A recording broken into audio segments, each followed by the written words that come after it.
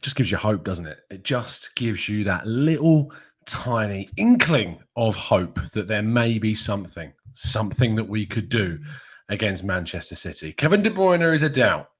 Thomas Partey is back. And those two in combination lead to give me some hope that our massive, deplorable, stinking, horrific record against the top six sides away from home could, maybe, possibly, come to an end.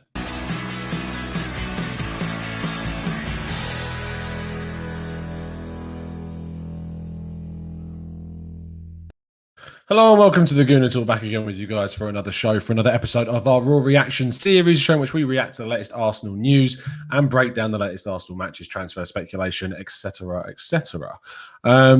Today is quite speculative, of course, and it's not even confirmed as of yet because we are still awaiting confirmation from the press conferences a little bit later in the week as to whether this news is dead on. However, there has been recent speculation that supposedly Kevin De Bruyne is going to be out injured of Arsenal's game against Manchester City at the weekend. Now, Arsenal they're not without their own issues as well. Kieran Tierney, we are still awaiting to hear whether or not he is going to be available, because we know with the situation with the self-isolating, we don't know yet as to whether he's going to be able to be involved. I assume we will find out from Mikel Arteta this week. However, what I would say is that the amount of time that it's taken so far to find out doesn't fill me with a lot of good. Like, it doesn't fill me with positivity that we haven't heard anything for quite a bit since the news initially broke. Whether or not that has a massive inkling on this, or a massive impact rather, I really, really don't know. There's also rumours surrounding Pierre-Emerick Aubameyang. The Gabonese forward has got an ankle issue. We know that he sustained it in that game against Sheffield United. He played on and played well and played fine. But yeah, at the moment, it's all speculation right now. We can only kind of talk about these things in hypotheticals until we find out more info. But the latest information that we have is that doubts are Kevin De Bruyne, Pierre-Emerick Aubameyang, and Kieran Tierney. Now, what we usually see, as Daniel Roberts says there, is that we usually see that these doubts are formulated, they're reported, and they are put out there in the media sometimes, and they could be mind games, they could be tricks. We don't quite know just yet. However, what usually happens is that Arsenal get all excited. Do you remember Kante in the Europa League final? There was this big furore about him possibly not playing in that Europa League final. And then it turned out, of course, that Kante played, which is frustrating, really irritating, because you get all hopeful. And then, to be honest, when you think about it, not having a player in there is obviously going to be a good thing for us. Like, not having a player there is great, but there's still 11 players on the pitch, and Manchester City are still a very, very good team. Now, they have been humbled, is probably the word to use, against Leicester City when they lost 5-2, of course.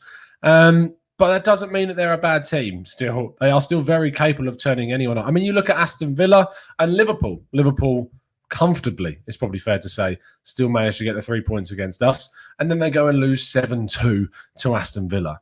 So previous results mean nothing, really, when it comes to these games. And whilst it would be very good for arguably the best player in the Premier League not to be in the game at the weekend, other than for people's fantasy teams, of course, that it would also mean that Arsenal have got to deal with whatever comes in, be that Phil Foden, Bernardo Silva. You look at Riyad Mahrez, we look at what's available to them on their benches. They have so much talent available, Manchester City, that they could play all manner of players against us. It could mean Ferran Torres come in this week. Who knows at this stage? But if he is out, it does feel us. It does feel like, it does completely fill us with positivity, because he always plays really well against Arsenal every single time. It's frustrating the amount of times we've had to watch Kevin De Bruyne rip Arsenal apart, and then evidently we just seem to just capitulate as a Belgian bruiser runs through our midfield and then defence and then scores. So if he is out, as is being reported, it's going to be an excellent bit of news. Let's get some of your thoughts in the live chat in regards to this information. Christopher Funks, is Aguero out for sure? I'm pretty sure Aguero is also out. Nico says the authorities are intransigent regarding self-isolation. Intransigent, I should have said. So we won't see Kieran Tierney against City, sadly. So that's what I think is going to happen as well. I can't see it happening at the moment, which means he's got a really interesting choice in what he does. Because if he sticks with the back three, you have to think that maybe Gabriel is going to go at left centre-back, with David Luiz at right in the centre, and then Rob Holding at right centre-back. So there's a real big sort of conundrum surrounding what happens, because the only other left-back we've got is Kolasinac, who was pretty much on the way out come deadline day, and it was only because a move fell through with Bayer Leverkusen wanting a loan deal, Arsenal wanting a permanent deal, that didn't happen. So it's really kind of strange to try and work out what's going to happen. It's going to be really interesting doing the preview show on Friday, where we obviously put together our predicted lineups for the game. But that left back slot, that left centre back slot is going to be a real interesting sort of dynamic as to what we might see in that game. Let's get some more of your thoughts. Jared Cover says, are Bernardo and Ruben able to play? Do they have to quarantine for being near Ronaldo like Kieran Tierney is? That's a good question. And I'm not sure if Ruben Diaz, I mean, was Ronaldo, has Ronaldo contracted COVID? Because I thought there was a bit of an outbreak. He has. Cristiano Ronaldo tests positive for coronavirus. I didn't even see this before today. That's a really good point. So if Ruben Diaz and Bernardo Silva have been near Cristiano Ronaldo, then surely maybe those players will have to self-isolate. This is where the problems begin. This is where we have to wait and see as to how positive tests start impacting on teams, because the international break has been so stupidly run. Why they've decided to go and do the international break is completely beyond me. To go away and mix with other bubbles, with other players on a regular basis, day by day, just increases your risk so much. So to see Cristiano Ronaldo diagnosed with a positive COVID test, and he played, didn't he play in their first game as well? And it's why they decided to go ahead with this international break. I just can't get my mind around it. And it really worries me, because this is what's going to happen, is that we're going to start seeing these tests take place regularly. Players will come back off the international break because they would have been mixing with players that have not been tested every single day, every single week, rather, as we've seen with the Premier League. They mix with those players that come in with positive COVID, or they contract it, and then football stops because we just stupidly decided to go ahead with international football, which made absolutely no sense. Absolutely no sense. Says, what was that from? I missed a comment there. Deep House says, imagine if they don't. Pitchforks will be coming out. Daniel Roberts says, I hate the EPL season. I just wait for the international breaks. Love them. On more positive news, we did see that Thomas Partey, of course, is now arrived in London and is in the process of doing his Arsenal pictures, and, of course, his first interview with Arsenal, which I'm starting my shift at 5, but it finishes at 8. And if there is some big news that comes out of that, we will make sure that we do a reaction to the interviews, of course, with Thomas Partey a little bit later on. But it's great, isn't it, just to see that he's back already on Tuesday. Tuesday? Yeah, Tuesday. So he's got Wednesday, Thursday, Friday to train with the Arsenal squad ahead of the weekend, and can come in, hopefully, fingers crossed, against Manchester City. He, of course, also not scored, but he claimed 2 assists against Qatar in Ghana's second friendly, where they looked a hell of a lot better than they did against the Mali side. That was for sure. So that's really great to see that he's back and he's sort of now getting integrated into the squad. And fingers crossed we will see him start against Manchester City. That is the biggest thing that we can hope for, because, like I said in the game against Liverpool, Houssem Aouar, for me, doesn't change the Liverpool result. Thomas Partey, it's a different ball game. It's a different ballpark. It's just a different scenario that we could witness someone coming in and having a much, much, much better impact. With Thomas Partey, you're getting him on the show. Oh, I wish, Dan. I wish. Can you imagine getting Thomas Partey on the show? That'd be great, wouldn't it? Christopher Funk says, some people are liking those Partey pictures a little too much. Apparently, a little too much, are they?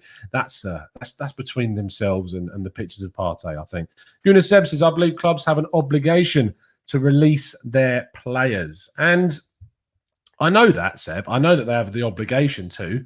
The problem is that they shouldn't have done. problem is that the international football shouldn't have gone ahead, because we're going to start to see these positive tests cropping up, because players can have the virus, be tested, and it not yet show up as positive because it's in that incubation period or whatever we talk about. It then they go into the team. They then get to the stage where it can be detectable to the test. They had the test, they're positive, and by that time they've already transmitted it to so many other players because it's so contractive, it's so contagious. So it's just, it really sort of just makes you scratch your head as to who is making these decisions and why you would decide to do these. Christopher Fung says Eddie could break the under-21 England's goal-scoring record today. Fingers crossed that he does. It would be fantastic to see if he manages to do that. Daniel Roberts says, did you hear Martinelli's interview and all of the Martinelli stuff on Arsenal's Twitter yesterday? I haven't had a chance to look through it, but I'm going to quickly hop on now and see it. I'm sure that he was talking fantastically about his time at Arsenal, because Martinelli is genuinely one of the most exciting players I'm waiting to see come back into the Arsenal team. Hopefully, fingers crossed, he can get that coming back very much sooner. And also, a bit of news that did break was also the fact that Gabriel got Player of the Month for Arsenal in September, which is amazing. The fact that he's still coming back into the team after so many months without football, with Liga being curtailed early in the season, comes back straight into the team, surprisingly, because we had injuries to David Luiz, and he smashed it. And he got Player of the Month for September. And he should have played against Liverpool in the league. Absolutely gutted that he didn't play against Liverpool in the league for whatever reason. But he played against them in obviously the cup game, and we managed to come away with a good result in that match. So really fair play to Gabriel for that one. Well deserved, says Dan. Chris Funk says, big up Gabriel. What a transformative signing. He's starting to be at the back. I think that the Partey thing has completely overshadowed Gabriel at this point. We thought he was going to be the only really big signing that Arsenal were going to make in the window. And now he's come in and he's absolutely smashing it for us. Amazingly so. So that is going to round off the little bit of news update that we have. Of course, it is the international break, which means that news is a little bit few and far between right now. And we are waiting for the season to kickstart again and to get back into gear, talking about club football, reacting and breaking down all the necessary means of every single game through reactions, podcasts, tactical breakdowns. If Y-Scout does release the data from Ghana's game against Qatar, I'm going to try and put together a tactical breakdown of Thomas Partey's performances in the international break, which should be quite fun to have a look at and see how he got on. But ultimately, we'll have to wait and see if Y-Scout gets their backside into gear and gets that data out, because at the moment, they haven't. So we will wait and see. But other than that, it's been a real pleasure to speak to you guys, as it always. If you could drop a like on the video, I would really, really appreciate it. And of course, subscribe to the channel if you're new around here. Turn those notifications on so you never miss a show. This has been the Gooner Talk. I've been Tom. This has been your favourite place to get your Arsenal content. It's been a pleasure to speak to you, as it always is. And as always, up the Arsenal.